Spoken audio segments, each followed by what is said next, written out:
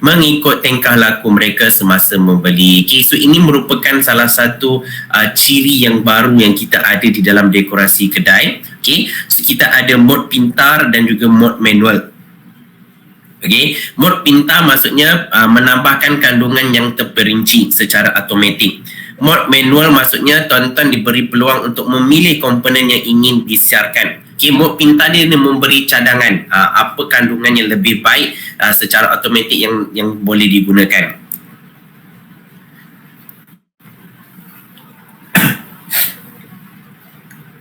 Seterusnya kita ada pilihan utama. Okay, pilihan utama merupakan orang kata ciri yang lain ataupun seller features yang lain. Tadi kita bincang profil dan dekorasi kedai, yang ni pula kita bincang tentang pilihan utama. Okay, pilihan utama adalah koleksi.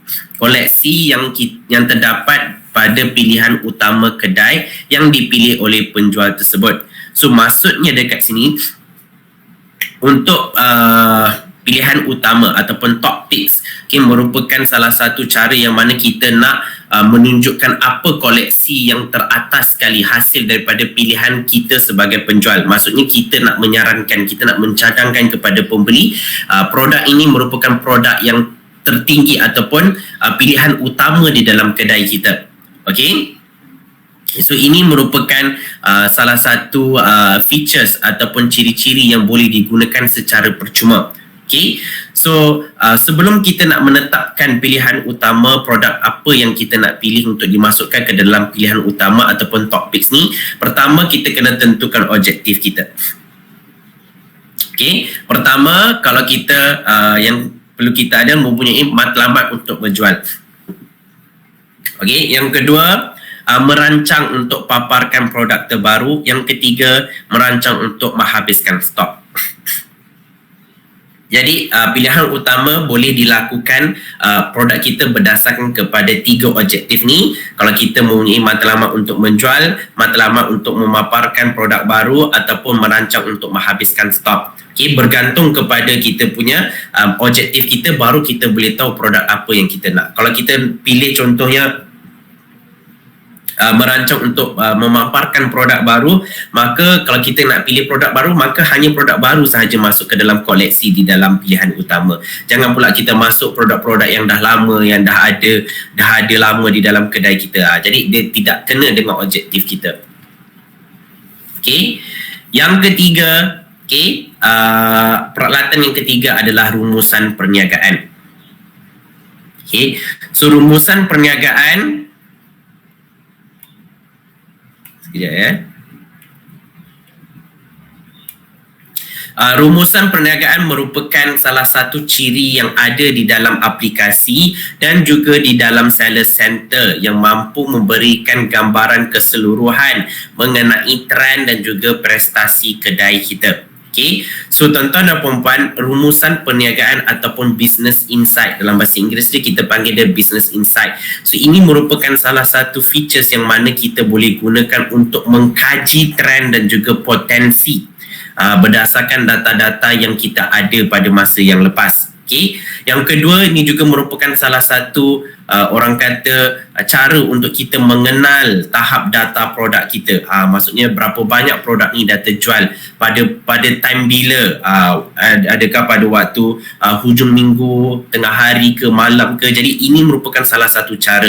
Okay, yang ketiga, memahami sukatan jualan dan juga meningkatkan hasil jualan kita. Yang keempat, merupakan salah satu cara untuk kita pantau prestasi semasa masa jualan kita yang kita lakukan. Okay, jadi yang pertama sekali tadi, mengkaji trend dan mengenal pasti pandangan melalui data sejarah kita. Okay, so setiap kali bila kita dah mula berniaga, kita dah ada beberapa produk yang kita dah considerkan sebagai produk-produk yang dah ada hasil jualan, maka kita boleh kenal pasti produk-produk yang terlaris. Kita boleh tahu produk mana yang dapat menghasilkan jualan yang paling tinggi dari segi sales, dari segi orang kata jumlah unit yang terjual. Okay, so daripada sini kita boleh kaji produk dan kita boleh orang kata membuat peluang penjenamaan. Bila kita dah tahu apa produk, contohnya kita dah tahu produk ranking kita, dari segi kedudukan produk, produk ni merupakan paling tinggi. Dari segi kategori yang paling tinggi, kita dah tahu kategori ni paling tinggi. Jadi kita dah boleh buat kajian produk apa lagi yang boleh kita tambahkan untuk masuk ke dalam kategori tersebut. Apa lagi produk yang orang kata yang serupa seperti produk yang paling laris ini supaya kita boleh jual lagi di dalam kita punya account. Okey, yang kedua, mengenal tahap data produk dan atur strategi kita. Tuan-tuan dan puan-puan, ini merupakan salah satu cara kita boleh dapat pendedahan dari segi produk kita. Okey, maksudnya kita boleh pilih produk dalam rumusan perniagaan dan kita tengok apakah prestasi produk tersebut dari segi performance dia. Andai kata dari segi performance kita nak tengok orang kata prestasi penjualan ataupun masalah prestasi operasi, jadi segala perkara boleh orang kata kita lihat dan kita boleh orang kata buat penambahbaikan. Okey, jadi kenal pasti metrik penjualan dan tingkatkan penjualan anda. Yang ketiga, tingkatkan jualan anda dengan memahami 3 metrik utama dalam rumusan perniagaan ataupun business insight. Pertama, iaitu trafik. Trafik ni sama dengan jumlah pelawat. Maksudnya berapa ramai yang telah datang melihat kedai kita. Okay, so tingkatkan trafik. Tingkatkan trafik untuk menyertai kita punya program-program kempen kita, pemasaran kita. So ini secara tak langsung macam saya cakapkan tadi, bila berniaga online, perkara yang penting adalah untuk mendapatkan exposure. Okay, bila kita dapat exposure, maka kita akan dapat hasil jualan. Okay, yang kedua adalah kadar pulangan dalam e-dagang. Okay, kadar penukaran. So kadar penukaran maksudnya bilangan pembeli unik bahagi dengan bilangan pelawat unik. Maksud pembeli unik ini, okay, maksud pembeli unik ini adalah pembeli yang baru. Dibahagikan dengan bilangan pelawat yang unik, maksudnya pelawat yang baru. So daripada sini kita akan dapat kadar penukaran yang baik. Lagi tinggi peratus kadar penukaran kita, lagi bagus.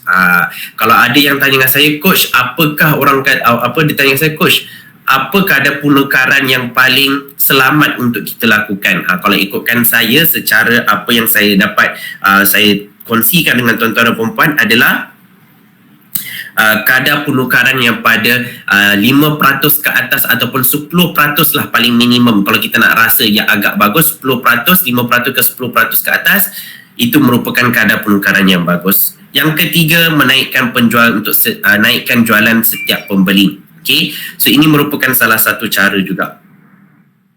Yang keempat, iaitu pantau prestasi masa kita. Alright, prestasi masa sebenar kita bila kita melakukan jualan. Okay, kita sertai kempen 3-3. Jadi kita boleh gunakan pemantauan secara langsung ni, merupakan salah satu ciri yang ada di dalam rumusan perniagaan, yang mana kita boleh lihat dalam keadaan semasa apa hasil jualan produk mana yang paling tinggi. Dan kita dapat lihat akan ada graf naik dan turun. So kita boleh buat tindakan secara perubahan yang kita nak lakukan tu dengan kadar segera. Maksudnya tiba-tiba kita tengok hasil jualan kita meningkat, tiba-tiba turun. Apa punca dia turun dan apa yang boleh kita lakukan dengan kadar segera untuk naikkan balik hasil jualan kita. Okay. Yang keempat adalah kesihatan akaun. Jadi kesihatan akaun juga merupakan salah satu komponen yang penting di dalam bila kita nak sertai kempen-kempen Shopee, khususnya pra-pra kempen ni, pastikan kesihatan akaun kita dijaga. So kesihatan akaun ni untuk kita memantau dan menyemak prestasi kita dalam jangka masa yang panjang. Okay. So dari segi orang kata pelanggaran peraturan kita, dari segi pencapaian, khidmat pelanggan dan kepuasan pelanggan. So ini adalah 4 kategori utama yang dikira di dalam kesihatan akaun kita. Okay. So ini adalah tempat di mana tuan-tuan boleh tengok kesihatan akaun, boleh tengok pada bahagian data. Okay. Tengok pada bahagian data di dalam Seller Center, tuan-tuan akan tengok ada account health ataupun kesihatan account. So di dalam ni tuan-tuan akan tengok tuan-tuan punya dari segi penalti apa yang tuan-tuan telah dapat pada suku ini. Okey, apa dari gambaran keseluruhan berapa banyak penalty point yang telah kita kumpulkan. So dia akan bagi tahu setiap point yang kita